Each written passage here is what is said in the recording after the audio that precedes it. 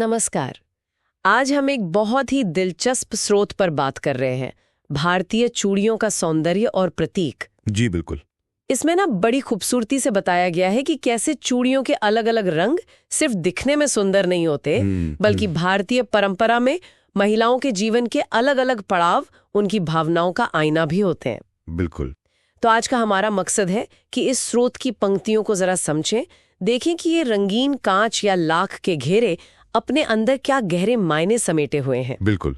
और ये देखना काफी रोचक है कि कैसे इतनी साधारण सी दिखने वाली चीज चूड़ियां इतने गहरे सांस्कृतिक मायने रख सकती हैं। ये सिर्फ गहने नहीं है, ये प्रतीक बन जाती है ना। हाँ बिल्कुल। तो स्रोत की शुरुआत होती है दुल्हन की चूड़ियों से।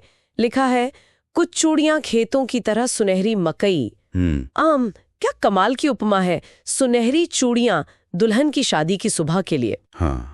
इस सुनहरे रंग के पीछे क्या भाव छिपा है इस स्रोत के हिसाब से? देखिए, स्रोत कहता है कि ये सुनहरा रंग जो है वो सीधे सीधे उर्वरता और समृद्धि से जुड़ा है। मतलब एक नई शुरुआत है, नई उम्मीदें हैं, आने वाले जीवन में खुशहाली की कामना, ये सब इस रंग में है। अच्छा। सुनहरी मकई की जो छवि है वो अपने आप में ही भरपूर फसल और संपन्नता दिखाती है। सही कहा। और फिर जिक्र आता है उन चूड़ियों का जिनका रंग शादी की आग की लौ की तरह है।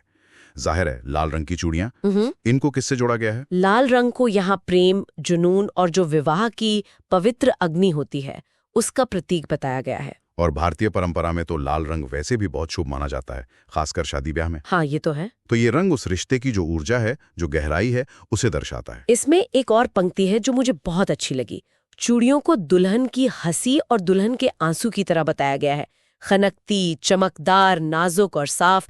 ये सिर्फ रंग नहीं है, ये तो जैसे भावनाओं का पूरा स्पेक्ट्रम है। हाँ, ये पंक्ति बहुत खूबसूरती से उस भावनात्मक उथल पुथल को पकड़ती है जो एक दुल्हन महसूस करती है। खुशी भी है, शायद थोड़ी घबराहट भी, उम्मीदें हैं और कुछ पीछे छूटने का एहसास भी। सुनहरा और लाल दोनों ही रंग शुभता और तीव्र भावनाओं से जुड़े हैं। और ये चूड़ियां इस स्रोत के नजरिए से देखें तो दुल्हन के वैवाहिक जीवन में कदम रखने की पूरी कहानी कह देती हैं, उम्मीदों और भावनाओं से भरी कहानी।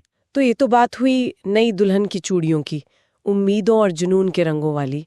पर जीवन आगे बढ़ता है और स्रोत हमें दिखाता है कि अनुभव और परिपक्वता के साथ चूड़ियों के रंग और मायने भी बदलते हैं। हाँ बिल्कुल। अब उस महिला का जिक्र है जो जीवन के मध्य मार्ग से गुजर चुकी है जी। और उनके लिए स्रोत जो रंग चुनता है वो काफी अलग है। बैंगनी और सुनहरे धब्बों वाली धूसर चूड़ियां, ये रंग संयोजन अपने आप में ही अनुभव की गहराई का संकेत देता है ना। हाँ, बैंगनी और धूसर, ये रंग क्या दिखाते हैं यहाँ? दुल्हन के चमकीले ऊर्जावान रंगों से एकदम अलग। स्रोत के अनुसार ये रंग गरिमा, ज्ञान और समय के साथ जो अनुभव मिलता है उसके प्रतीक हैं। बैंगनी रंग में अक्सर एक शाहीपन, एक समझदारी झलकती है। अच्छा। और धूसर यानी ग्रे रंग स्थिरता और परिपक्वता को दिखाता है। ये वो ठहराव और सम्मान है जो जीवन के मध्य पड़ाव पर पहुंचकर आता है। ये वो चमकीले रंग नहीं है, बल्कि एक शांत आत्मविश्वास वाले रंग हैं। और स्रोत इन रंगों को उस महिला की भूमिकाओं से भी जोड़ रहा है, जैसे पंक्तियां हैं जिनके हाथों ने संभाला है, जिनके प्यार ने आशीर्वाद दिया है और जिन्होंने गोद में सुंदर पुत्रों को पाला है। बिल्कुल। और आगे ये भी कहा गया है कि वो घर गृहस्थी की सेवा करती है और पति के साथ देवताओं की पूजा करती है।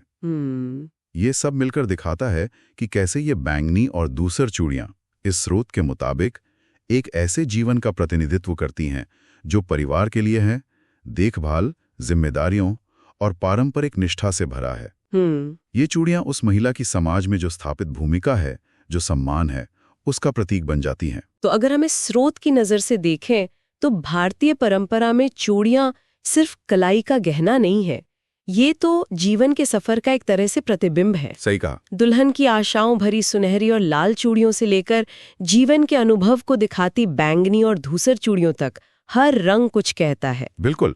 और ये इस बात पे रोशनी डालता है कि कैसे साधारण सी दिखने वाली चीजें भी गहरे सांस्कृतिक अर्थों से भरी हो सकती हैं। ये चूड़ियां इस स्रोत के माध्यम से हमें सामाजिक भूमिकाओं और व्यक्तिगत यात्राओं के बारे में बहुत कुछ बताती हैं, वो भी बिना कुछ कहे। हाँ ये तो है।